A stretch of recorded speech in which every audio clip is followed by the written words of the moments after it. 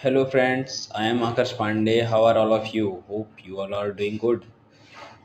जैसा कि हमें आपको और सभी को पता है कि एनडीए 2022 के एग्ज़ाम्स हो चुके हैं।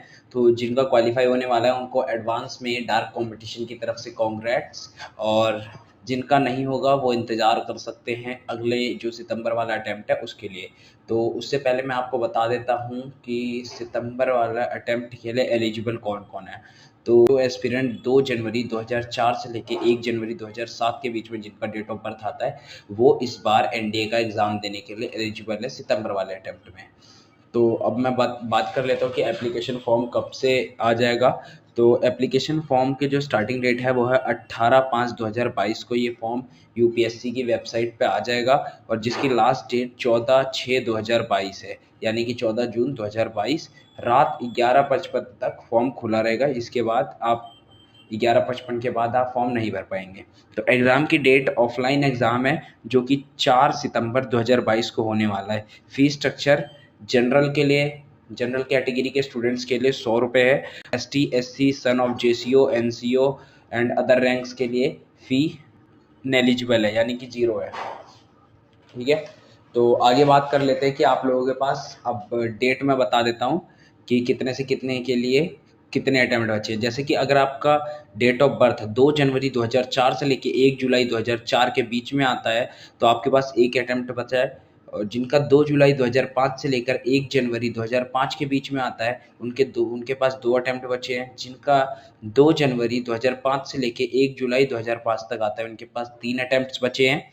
और 2 जुलाई 2005 से 1 जनवरी 2006 तक जिसका आता है उसके पास 4 अटैम्प्ट बचे हुए हैं टोटल। इसके बाद 2 जनवरी 2006 से लेके 1 जुलाई 2006 तक जिसका डेट ऑफ बर्थ आता है उसके पास पूरे 5 अटैम्प्ट बचे हुए हैं। और जिन जिन एस्पिरेंट्स का डेट 2 जुलाई 2006 से लेके 1 जनवरी 2007 के बीच में आता है उनका पास पूरे 6 अटैम्प्ट्स बचे हुए हैं।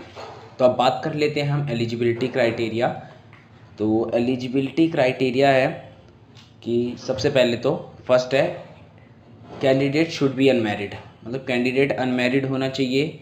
कोई भी विवाहित पुरुष या स्त्री इस एग्ज़ाम में नहीं दे सकते इस एग्ज़ाम को। दूसरा हो सकता है कि वो नेपाल और भूटान जैसे, मतलब अ सब्जेक्ट ऑफ नेपाल, मतलब कि जैसे कुछ हैं इंडो नेपालीज़ और इंडो भूटानीज़ लोग हैं, वो लोग भी एनडीए के एग्ज़ाम को दे सकते हैं बिकॉज एक तरह से वो इंडिया के ही सिटीजन्स माने जाते हैं। तो Tibetan refugee who came over India before 1 जनवरी 1962, और तिब्बत के वो लोग जो कि इंडिया आ चुके हैं 1962 से पहले, 1 जनवरी 1962 से पहले जो तिब्बत से भारत आ चुके हैं वो। और चौथे हैं a person of Indian origin who has migrated from Pakistan, Burma, Sri Lanka, East African country, Kenya, Uganda, Tanzania, Zambia, Vietnam, Malawi. तो इन जितने भी कंट्रीज़ हैं ये Pakistan, Burma, Sri Lanka, East African country, Kenya, Uganda, Tanzania, Zambia, Malawi, Ethiopia और वियतनाम, इन countries के जितने भी लोग जो कि माइग्रेट करके वहाँ से इंडिया आ चुके हैं वो भी इस एग्ज़ाम को दे सकते हैं। ठीक है, बट एक क्राइटेरिया है, जितने भी ये नेपाल के लोग हैं और जो तिब्बत के रिफ्यूजीज़ हैं और जो माइग्रेट करके इंडिया आए हुए हैं बाकी कंट्रीज़ से, उन सब के पास एक गवर्नमेंट ऑफ इंडिया से इश्यूड एक सर्टिफिकेट होना चाहिए जिससे वो इंडिया के सिटीज़न माने जाएं। ठीक है, if a candidate is belong to Gorkha subject of Nepal then no need of eligibility of certificate. और अगर सब्जेक्ट ऑफ नेपाल में जो गोरखा, जैसे कि हमारे इंडियन आर्मी में गोरखा रेजिमेंट है, तो गोरखा रेजिमेंट के लिए, यानी कि गोरखास जितने भी हैं वहाँ का एक समुदाय है गोरखा, जो गोरखा से बिलोंग करते हैं, तो उन्हें किसी सर्टिफिकेट की कोई ज़रूरत नहीं है, वो डायरेक्ट एनडीए का एग्ज़ाम दे सकते हैं।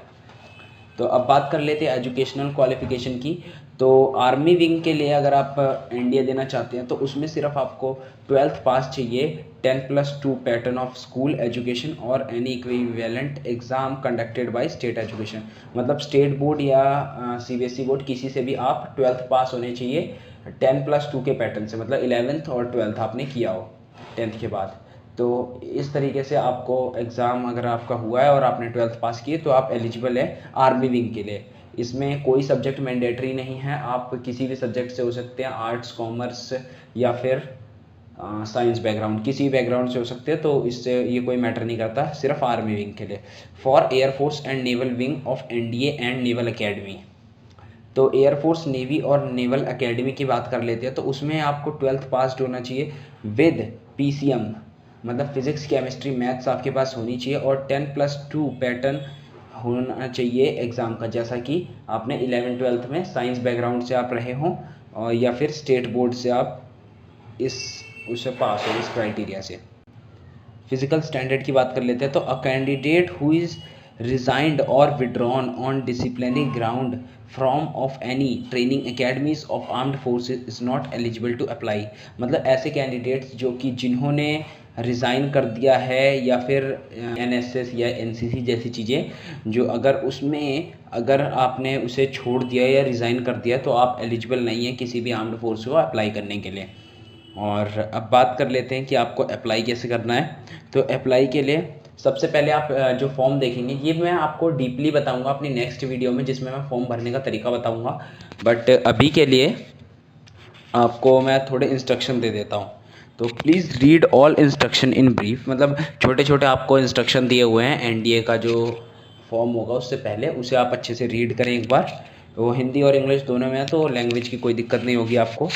Candidate should have detail of 1 photo, Aadhaar card, voter card, PAN, passport, driving licence, school photo, ID card issued by state central government.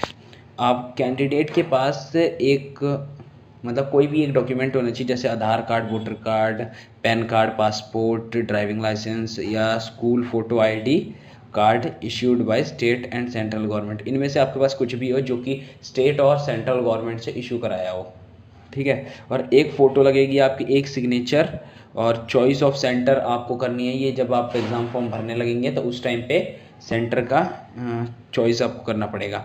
And photo ID as per NDA and NA, और photo की ID देनी पड़ेगी जैसा कि NDA और NA में मांगा जाएगा।